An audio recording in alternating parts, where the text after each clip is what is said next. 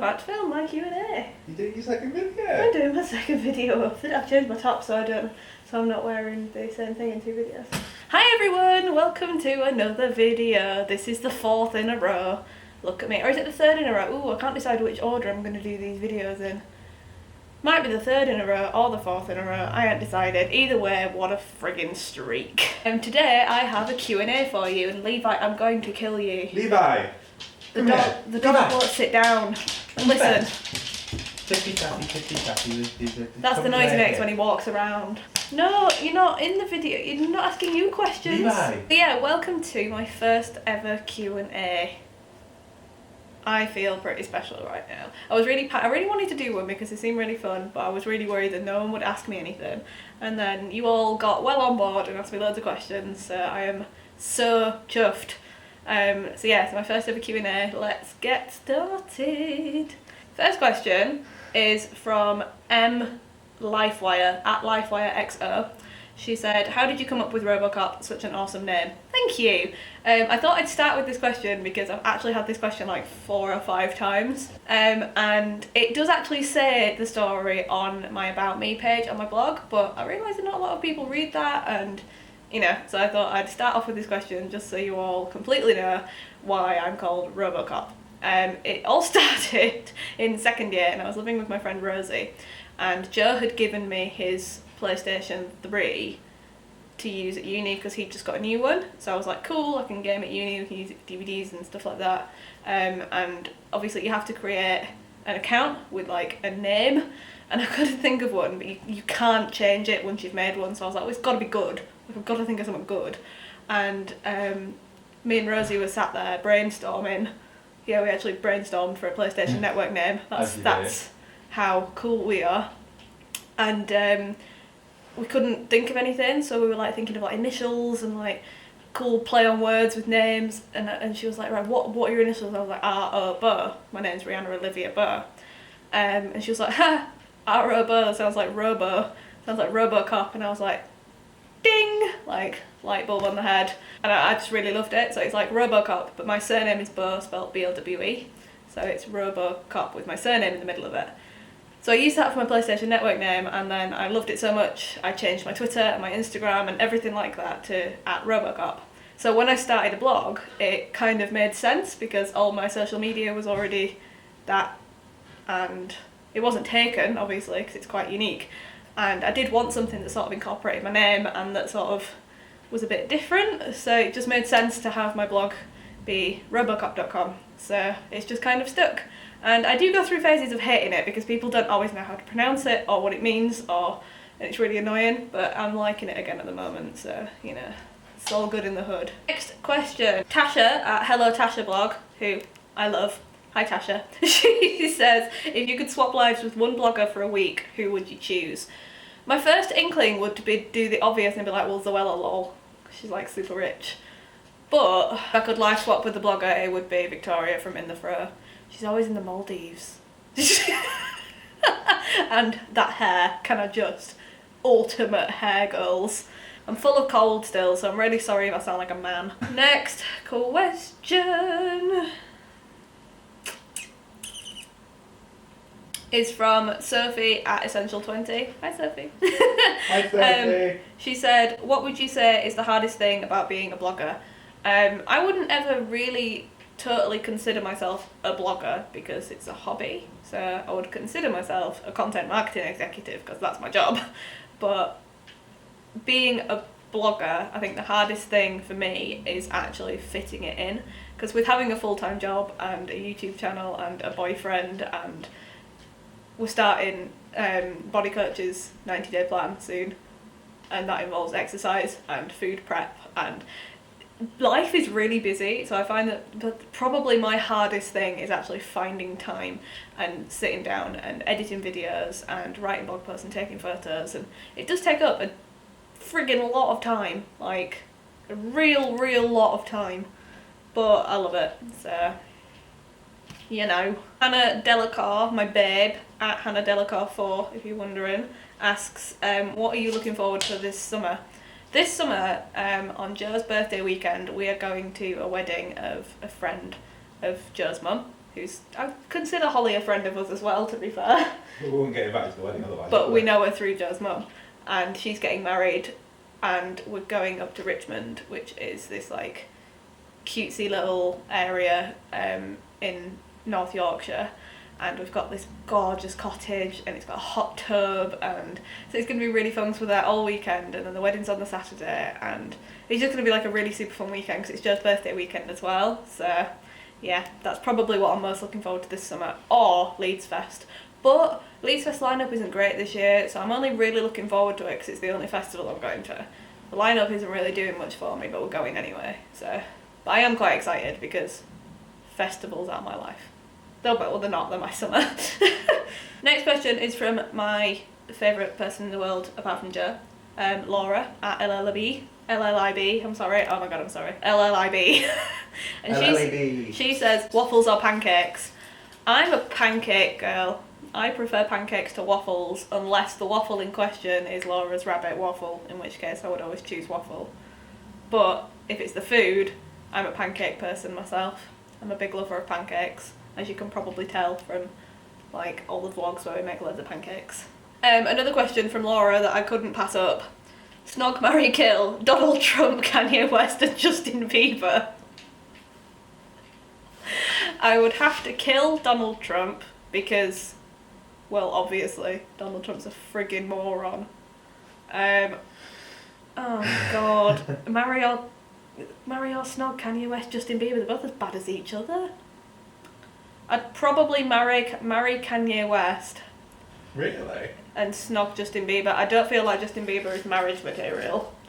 Let's be honest. But it's kind of, well, to be fair, Kanye's kind of funny and he's already married. Kanye treats Kim very well. He does treat Kim very well, so I feel like he's probably better to marry than Justin Bieber. So yeah, kill Donald Trump, marry Kanye West, and snog Justin Bieber. Rosie and Bex have asked me so many questions, this is really hard to choose. Have they? Yeah. Rosie's like on top form. My friend Rosie, at Rosie Paley, says, would you rather listen to only Nickelback forever or have to listen to a Lady Gaga song 5 times a day forever? That's really hard. I quite like Nickelback, but I wouldn't want to listen to only them ever. But I freaking hate Lady Gaga. The same song. Or listen to a Lady Gaga song 5 times a day forever. It might have to be that. I don't think I could limit my musical, like, listening to only Nickelback. So I think I'd have to put up with Lady Gaga. I agree.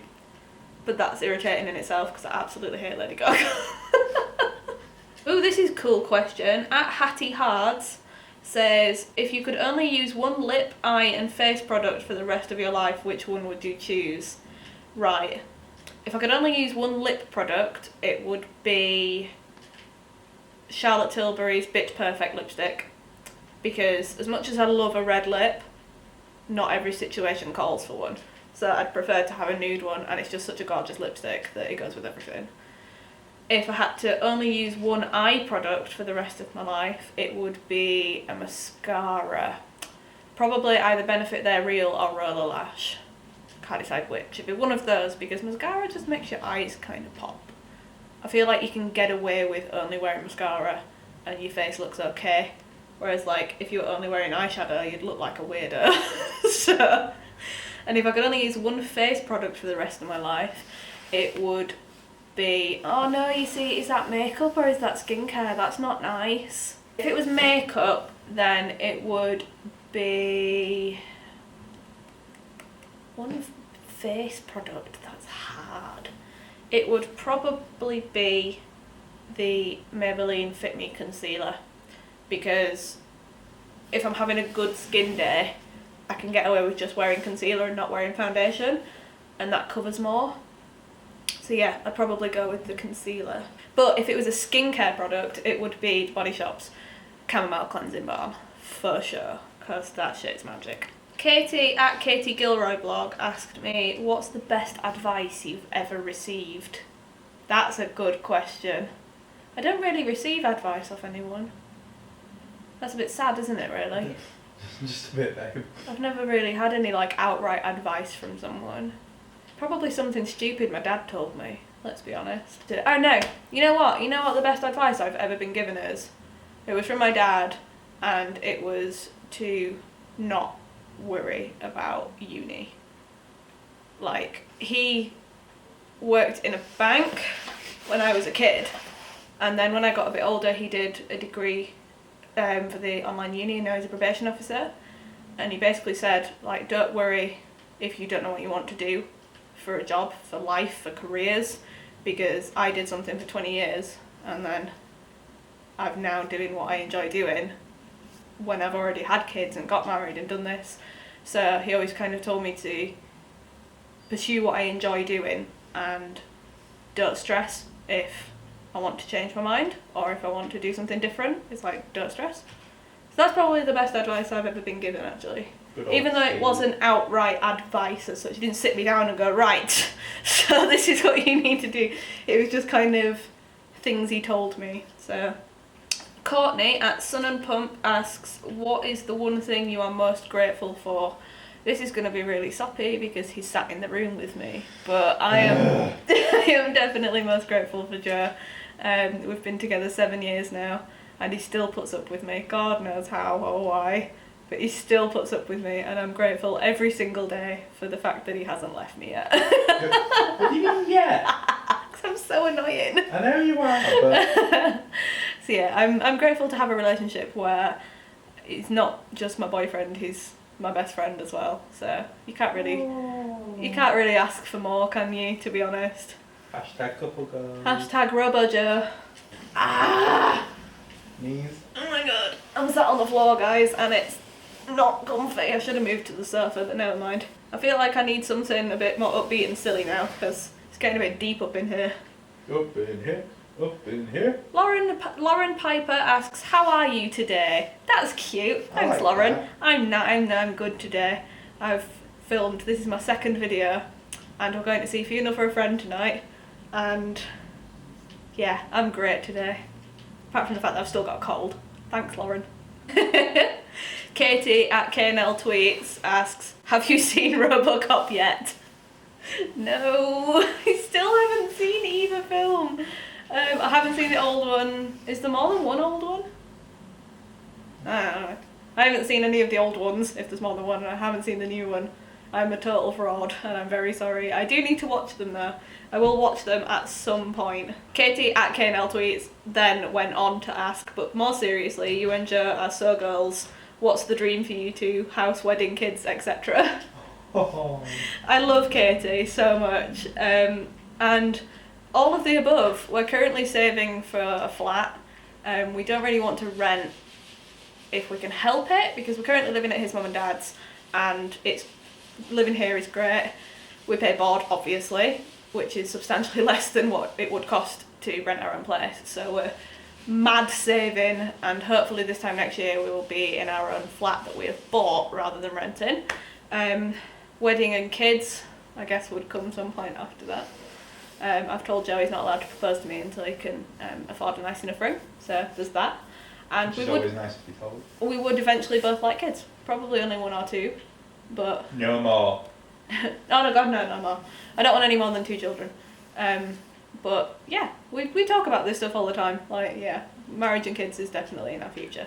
Marriage, probably nearer than children. Children are a long, long way away. A long, long way away. At Utter Ardor, I don't know how you pronounce that, Ray Erin Rose asks, how did you cross over into the YouTube world? How do you get over camera shyness? I'm so awkward, so any tips?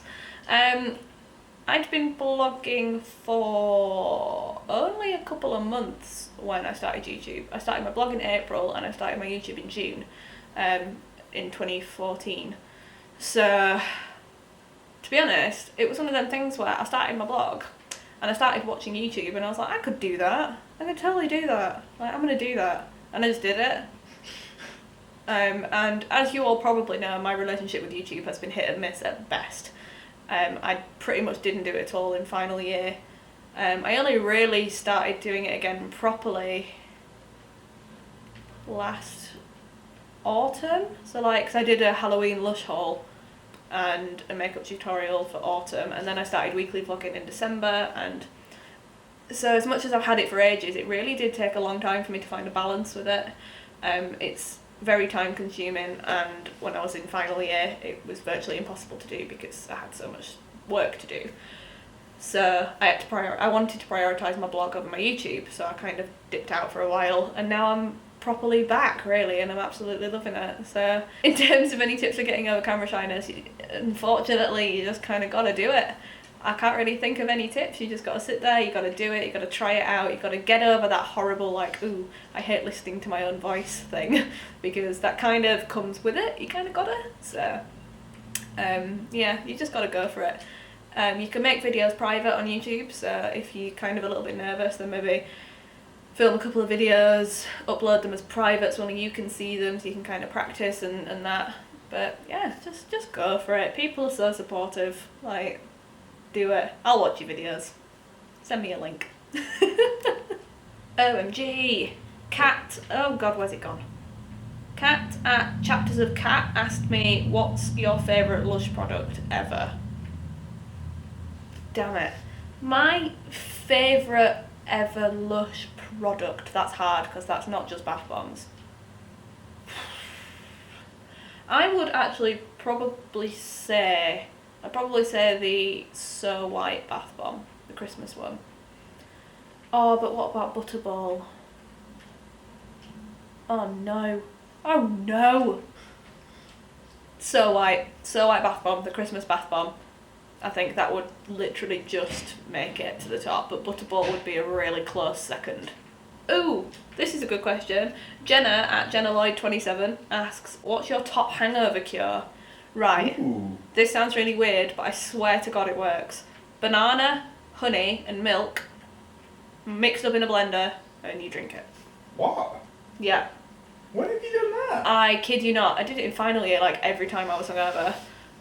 There's something scientific about it. There's something about the potassium in the banana and the sugar in the honey, and the like milk calms your stomach or something. I can't remember the actual details of it, but I thought it was just a gimmick, and I was so hungover one time, like oh my god, I thought I was gonna die. And my friend made me one of those, and I managed to stomach drinking it. I'm quite surprised, because if you pass the point of no return, obviously you can't actually eat anything, so that would be no good for you. But I felt better within 20 minutes. Like, it's magic. Magic, milk, banana and honey, all blended up in a blender, and you drink it. If that's not your thing and you kind of want a non-food item, then my hangover cure is actually ignoring the hangover. Like, it sounds really stupid, but because my hangover gets worse. Like, I wake up feeling okay, then within 10 minutes I feel a little bit rubbish, within an hour I am comatose. And by the end of the day I'm throwing up everywhere. Yeah. So it just gets worse throughout the day. So what I do if I suspect a hangover coming on, I'll get up, make some breakfast, go for a shower, clean the room, do something, and it'll take my mind off it and I won't actually get as hungover. So maybe try that. Don't know. Works for me. I don't actually drink that much anymore because I get such bad hangovers. So I don't tend to get hangovers anymore because I avoid them. But on the odd occasion that I do have one, it's really not fun. I just don't deal well with hangovers at all. So my memory card was just full, so I've had to quickly swap it over for another one. So I'm hoping that I'm still sort of in the same shot that I was in, but if I'm not, I apologise. Next question, little Miss Katie at Miss Katie English asks, what would you cook on Come Dine With Me? She did put come done with me, but I'm assuming that means dine. And I think what I would do is, for my starter, I'd do like a sharing platter, like a big camembert with like baked garlic that you can like spread on like warm crusty bread, and like nice chutneys and that sort of thing. For my main, I'd probably do something like quite hearty and like classic, like a spaghetti and meatballs or something. I do make a really nice spaghetti and meatballs, and I think stuff like that goes down well because it's like you can't really do it wrong and it can be really tasty. And then for my pudding, I'd probably do either a pavlova, I do make a nice pavlova, or like a chocolate fudge cake that's like put in the microwave so like all the fudge icing melts with like ice cream and cream. Oh. Yeah, I do something like that for sure. Yes. One more question, because I've been filming for like half an hour now, so I really need to like round it up. Round it up, that's not the phrase. Julia at Baker Street B asks, what are your holy grail beauty products right now? Right, first things first, the Witch Skincare Daily Primer and Clearing Serum. It's amazing, like, it's the best thing in the world. It's newly released, gotta get your hands on it, it's fab. Then I would say probably the Mary Luminizer highlighter, and I don't know, the Gwen Stefani and Urban Decay eyeshadow palette. And in terms of skincare, I would probably go with the classic Lizelle Cleanse and Polish, and another Witch product, the Witch Blackhead Clearing Gel, and I feel like I need a lip product. I've already said Charlotte Tilbury Bitch Perfect in another question, so, but it probably would be, to be fair, Charlotte Tilbury Bitch Perfect. Yeah, probably lol. And there are probably more, but they're the only ones that come to mind straight away, so they're probably the best at the moment for me. Hope that's an okay answer. And now I'm gonna have to go because I've been filming for half an hour and this video is gonna be crazy long if I continue anymore. So thank you so much for watching. I'm really sorry if I didn't get to answer your question. I'll probably do another one in a couple of months. Ask me more then. And I hope you've really enjoyed. Please subscribe if you haven't already. Give us a big thumbs up and comment down below things, anything you want.